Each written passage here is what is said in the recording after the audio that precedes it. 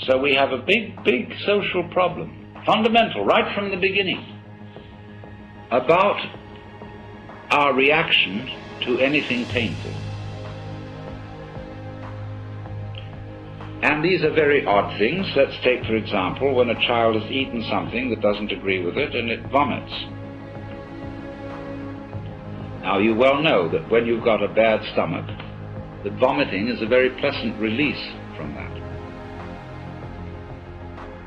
But because when Mama sees the vomit, or somebody else does, they say, ugh, you are taught that doing it is socially unacceptable, and therefore people suppress vomiting and learn from their parents that it's nasty, just as they learn that excrement is nasty, and just as they learn to worry about disease and death. So then, you become aware that this happening isn't happening to you, because you are the happening. The only you there is what's going on. Yeah, feel it.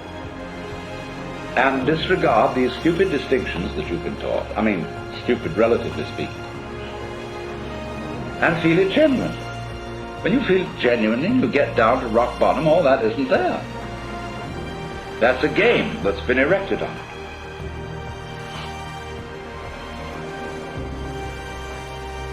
And it isn't determined. In other words, you get this odd feeling of a synthesis between doing and happening, in which doing is as much happening as happening, and happening is as much doing as doing. Now, there really isn't anything radically wrong with being sick or with dying. Who said you're supposed to survive? Who gave you the idea that it's a gas to go on and on and on? And we can't say that it's a good thing for everything to go on living from the very simple demonstration that if we enable everybody to go on living, we overcrowd ourselves. That we're like an unpruned tree. And so therefore, one person who dies in a way is honorable because he's making room for others.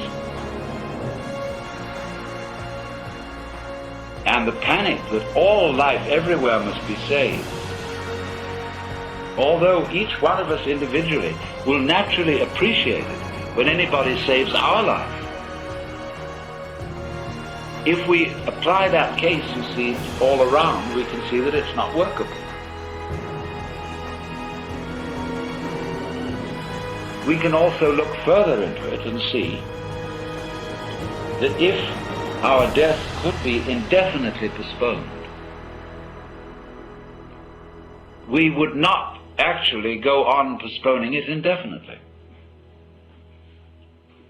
Because after a certain point we would realize that that isn't the way in which we wanted to survive. Why else would we have children? Because children arrange for us to survive in another way.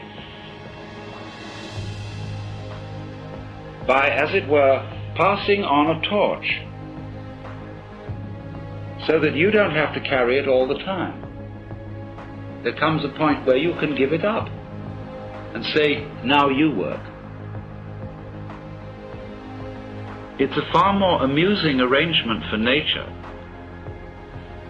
to continue the process of life through different individuals than it is always with the same individual. Because as each new individual approaches life, life is renewed. And one remembers how fascinating the most ordinary everyday things are to a child, because they see them all as marvelous, because they see them all in a way that is not related to survival and profit. when we get to thinking of everything in terms of survival and profit value, as we do, then the shapes of scratches on the floor cease to have magic. And most things, in fact, cease to have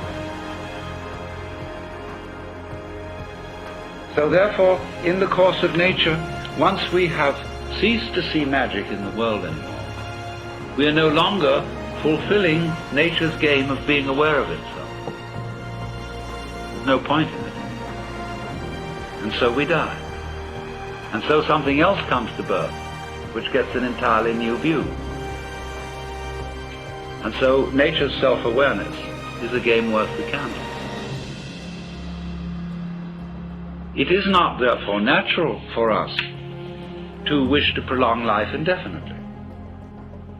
But we live in a culture where it has been rubbed into us in every conceivable way that to die is a terrible thing.